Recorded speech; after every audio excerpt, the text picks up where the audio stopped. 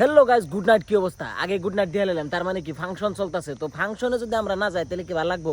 তো আইসদুল ফোন করছে, ভাই হারারি রেডিও, তো আমি বাটার খেয়ে রেডি গেছে, তো দুজনে গেছে ফাংশনে। তো নুন যাই দেহ মানে কোনে ধামাকাদার ফাংশন হইতেছে। চলো। তো গাইস তেলটি উঠাই বললাম তেল ভরানোর জন্য। তো দেখি এদিকে তেল ভরিয়ে নিয়ে কত ভরান যায়, 20-30টার ভরাম আর কি। যে অকল আইমানটি থিয় হৈ আছে তেওঁলোকক আঙ্গু পাইবেন নিকা সিট দেনা বহিবলৈ সুবিধা কৰি দিয়া।